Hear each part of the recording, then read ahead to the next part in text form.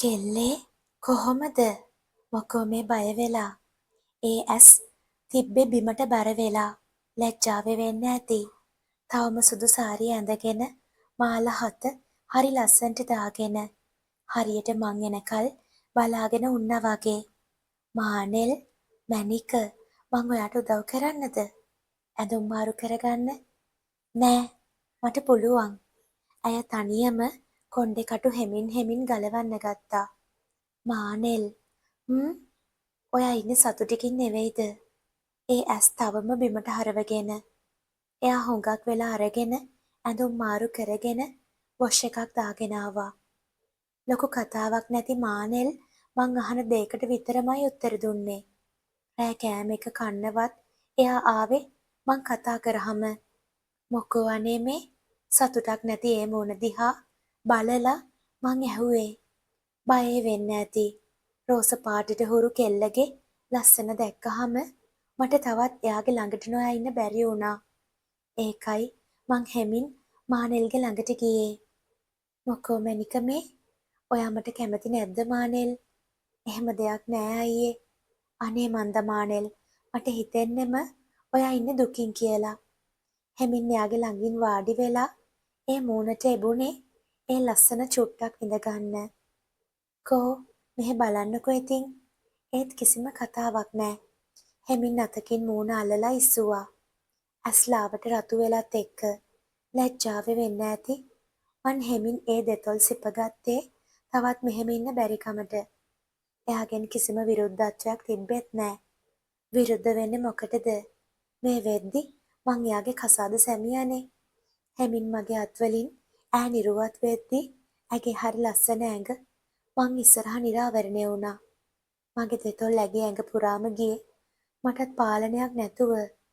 මහරෑ වෙනතුරුම අපි අපේ ලෝකවල හිටියේ. මානෙල් කෝබන් උඹේ පිරිසිදුකම. මාත් පුදුම වුණේ සුදු රෙද්ද කිසිම දෙයක් නැති වෙද්දි. කතා කරපන්.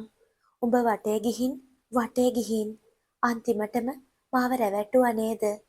මාත් නොදැනීම මගේ ඇඟිලි පහම ඇයිගේ මූණ පුරා ගියේ. මානෙල් විසි වෙලා ගිහින් බිම වැටෙන්න වුණා. මගේ කේන්තිය ප්‍රතිඵලයක් විදිහට. රෙදි ටිකත් අරගෙන ඵලයන් මානෙල්. මං තරහින් කොට්ටෙයි බෙඩ්ෂීට් එකයි අරගෙන සෝෆාවට ආවා.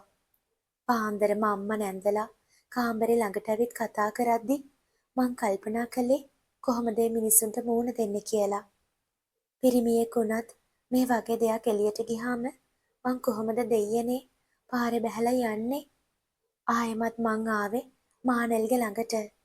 උඹට කාත් එක්ක හරි සම්බන්ධයක් තියෙනවද? ඒකේ ඔළුව වැනුවා නෑ කියලා කියන්න වගේ. එහෙනම් කොහොමද ගෑණියේ මෙහෙම දෙයක් උනේ? ආයෙමත් අම්මලා දොරට තඩි බාද්දි මං ඉක්මනටම අර සුදු රෙදි කෑල්ල අරන් බාත් รู එකට ගිහින් ආයෙමත් ටිකකින් එළියට ආවා. සුදු රෙද්ද අයිනක තියලා මං දොර ඇරියා. පුතේ කොහොමද අලුත් මනමාලි? මං කිසිම දෙයක් කිව්වේ නෑ. මං කාමරෙන් එළියට ආවේ අම්මලාට ඕනි දේ බලාගෙන යන්න ඇරලා. එයාලා ආයෙමත් ගිහාම මං කාමරේට ආවේ. මානෙල් තමුස මගේ විශ්වාසය හැමම කැඩුවා. මහත්තයා මට සමා වෙන්න. ආයෙමත් ඒකේ අඬන්න ගත්තා. මගේ අම්මා තාත්තා කොච්චර අකමැති වුණත් මං ආදරේ කළේ මගේ හිත ගිය කෙනෙක්ට. එයා රස්සාව කළේ හුඟක් ඈත. රට රකින්න සෙබළෙක් එයා. ගෙවල් දෙකින්ම අපේ ආදරය දැනගත්තත් මගේ අම්මා තාත්තලා තදින්ම අපේ සම්බන්ධයට විරුද්ධයි. එයාගේ ජීවිතේ මොකක් හරි වුණොත් මං තනි වෙයි කියලා. එයාගේ අම්මා තාත්තා නම් අපිට කැමතියි. රටේ ලොකු යුද්ධයක් ඒ ටිකේ තිබ්බේ. මං කවදාවත් හිතුවේ නෑ මහත්තයා වෙන කෙනෙක් බඳින්න. ඒත් මගේ අම්මා තාත්තා මට දස වද දුන්නා. එයාට කෝල් මැසේජ් කරන්නවත් දුන්නේ නෑ. ඒත් මං එයා මට හුඟක් ආදරේ කළා. අපි හොරෙන්ම කසාද බඳින්නයි හිටියේ. මගේ කරුමේ තමයි. ඊළඟ නිවාඩුවට ආවහම අපි හොරෙන්ම කසාද බඳින්නයි හිටියේ. ඒත් ඊට ඉස්සෙල්ලා එයාගේ මිනිය ගමට ගෙනාවා. හරි ලස්සන්ට වෙඩි තියලා ආරක්ෂක නිලධාරීන් ඇවිත් ඒත් මං එදා ඉඳලා තනි වුණා. මගේ අම්මා දන්නේ නෑ මගේ තාත්තා දන්නේ නැති වුණත් ඒ වෙද්දි අපේ සම්බන්ධේ හුඟක් දුර ගිහින් ඉවරයි. එයාගේ මරණයෙන් පස්සේ අම්මලා බලෙන්ම මට මහත්තයාව බන්දලා දුන්නා. ඒකී අඬ හැම දෙයක්ම කිව්වා. තමුසේ මහ බොරුකාරයක් ඕයි. මට ඇත්තටම මානෙල් ගැන දුකයි. ඒත් මේ දේවල් මෙහෙම අමතක කරලා මම දාන්නේ කොහොමද? මං කොහේ හරි යන්නම් මහත්තයා. හරි. තමුසෙට මං ඩිවෝස් එක දෙන්නම්. මානෙල් මගේ ගෙදර උන්නත් මං රෑ එයාගේ ළඟටවත් ගියේ නෑ. ආ මහත්තයා තේක. කෝ මගේ මෙතන තිබ්බ රෙදි ටික? මං ඒවා සේදුවා මහත්තයා. මානෙල් හැම දෙයක්ම හොයලා බලලා කළා. පුතේ කෙල්ල කලාන්ත වෙලා ගේ ඇතුලේ වැටිලා. ආව කෝල් එකට මං ඉක්මනට ගෙදර ආවා. ඩොක්ටර් අයියෝ බය වෙන්න දෙයක් නෑ. මේ කාලෙට ඔහොම තමයි. Wife pregnant. දැන්ටත් සති 12ක් වගේනේ.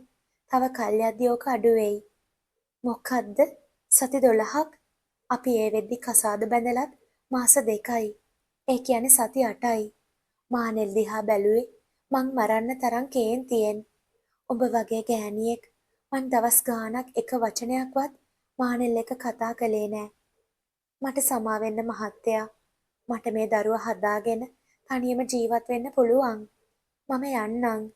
ගෙදර ආවහම මානෙල් එයාගේ රෙදි සේරම බෑග් එකකට දාලා ලෑස්ති කරගෙන. ඒත් අපිත් නිදහසේ ජීවත් වෙන්නේ ඔවුන් රට වෙනුවෙන් ජීවිතය පූජා කරලා රට ආරක්ෂා කරපු නිසායි. මං කොහොමද ඒ වගේ කෙනෙක්ගේ දරුවෙක් බඩේ ඉද්දි මානෙල් එළියට ඇදලා දාන්නේ? ඔව් මං මානෙල්ට සමාව දෙනවා. ඒ මගේ නොවුනත් රට වෙනුවෙන් ජීවිතේ පූජා කරපු අභීත රණවිරුවගේ දරුවෙක් නිසා. මානෙල් ඔයා මෙහෙ ඉන්න. මොකද්ද? ඔව් මට පුළුවන් ඔය දරුවට තාත්තා කෙනෙක් වෙන්න. මං ඒ නළලට හාදුවක් දීලා මානෙල් ළඟට අරගෙන මගේ පපුවට තුරුළු කරගත්තා.